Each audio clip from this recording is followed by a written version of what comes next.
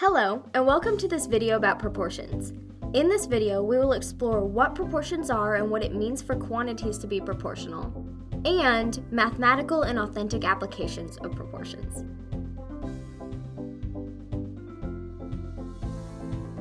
Before we get into proportions, we need to quickly review ratios.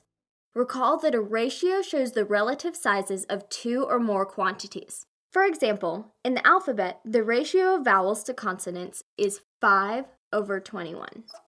In a standard deck of cards, the ratio of face cards to total cards is 12/52. In all circles, the ratio of the circumference to the diameter is pi. There are many ways to represent ratios. Here, we'll mainly be working with the fractional representation. Ratios are not exactly fractions, but they can behave just like them. Now on to proportions. A proportion states that two ratios are equal. If I want to cook 1 cup of white rice, I would combine it with 2 cups of water. In other words, for every cup of rice, I need 2 cups of water. So the ratio of rice to water is 1/2. If I wanted to double the recipe, I would need 2 cups of rice and 4 cups of water. So 1/2 is equal to 2/4. These recipes are proportional because this is a true statement. In other words, their fractional forms are equivalent. On the other hand, the recipe for brown rice calls for every 1 cup of rice, 3 cups of water. The recipes for white rice and brown rice are not proportional because 1/2 does not equal 1/3. Let's look at using proportions to find quantities.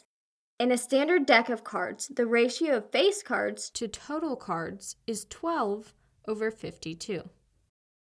Dealers in casinos often use 8 decks for blackjack. How many face cards would they use?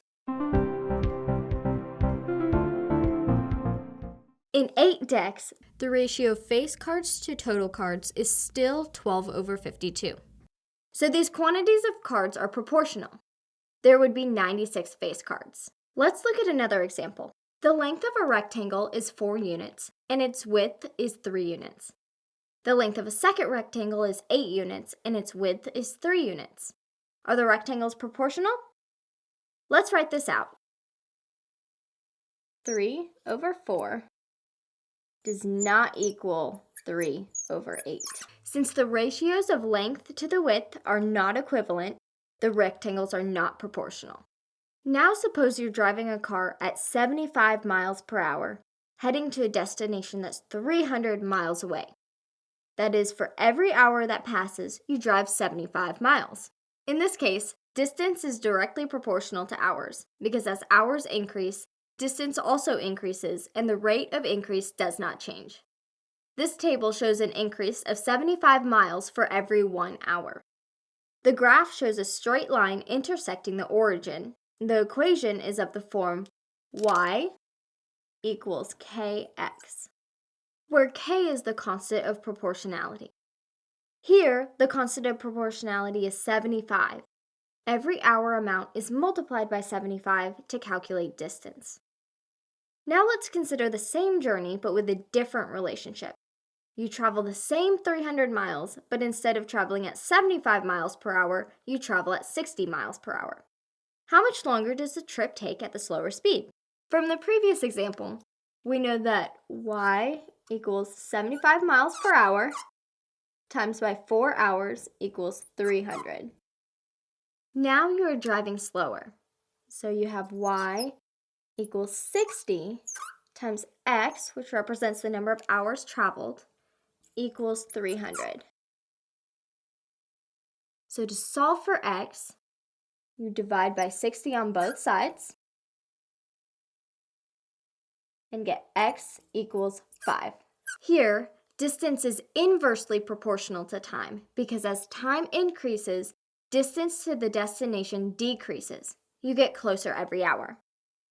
The distance doesn't change, so the constant of proportionality is 300. What does change is the speed. The graph shows all possible speed-time combinations to drive the 300-mile distance. If you drive 300 miles per hour, it would take you 1 hour.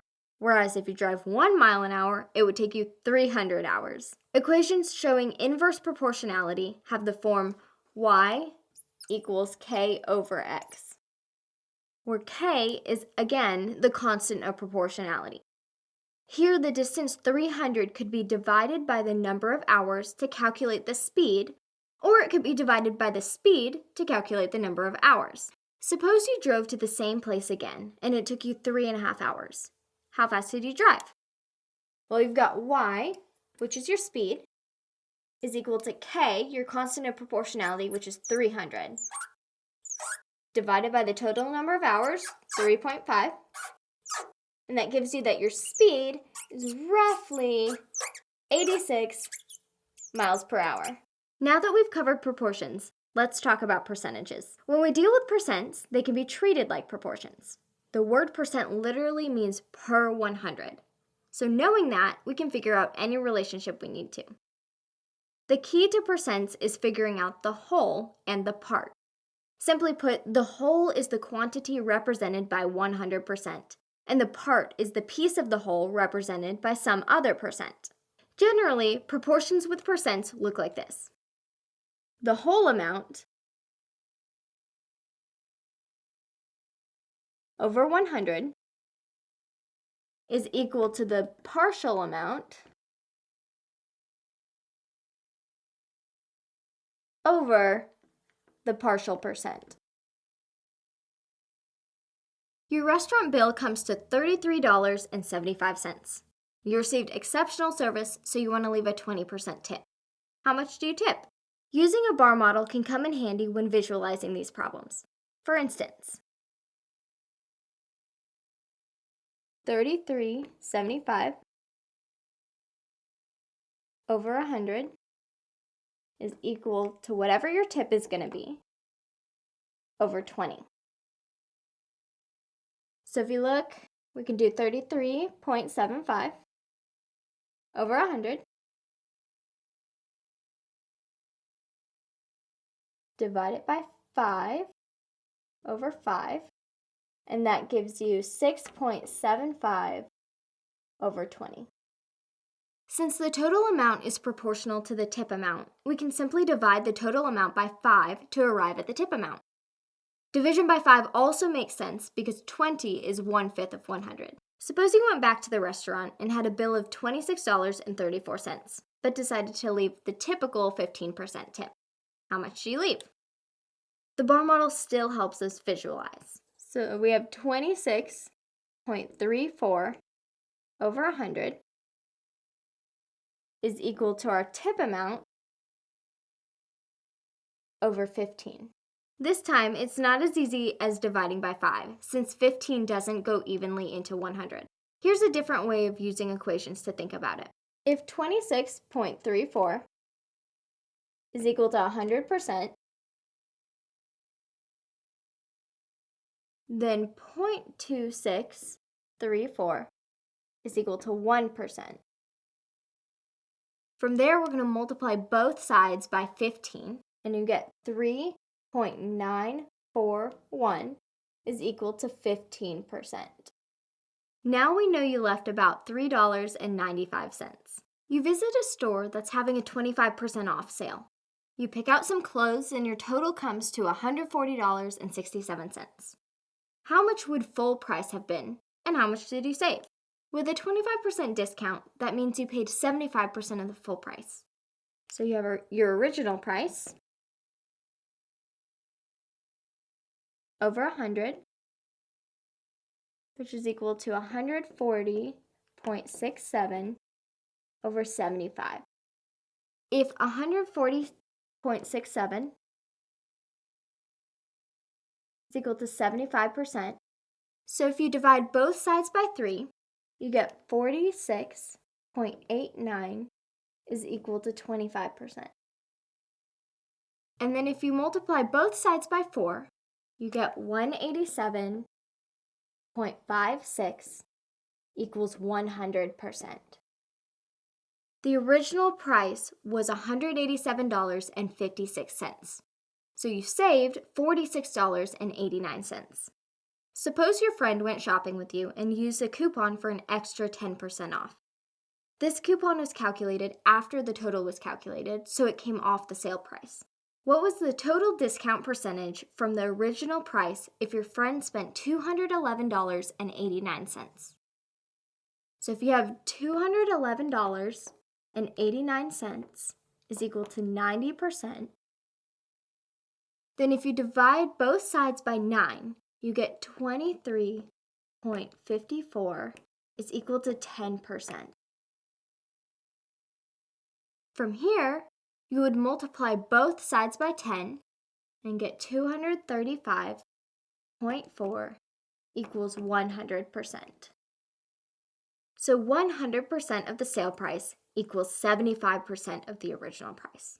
So we have $235.40 is equal to 75% of the original price. From here, if you divide each side by 3, you'll get $78.47 is equal to 25%. Then we'll multiply both sides by 4 to get $313.87 is equal to 100%. We can figure out a percentage by simply dividing the part by the whole and then multiplying by 100. In this case, the percentage paid is the amount paid over the original price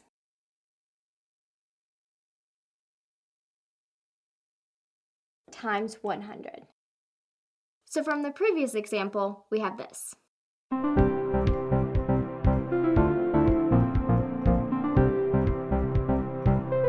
This is the percentage your friend paid. 100 minus 67.5 is equal to 32.5%, which is the total discount percentage your friend saved. Thanks for watching and happy studying.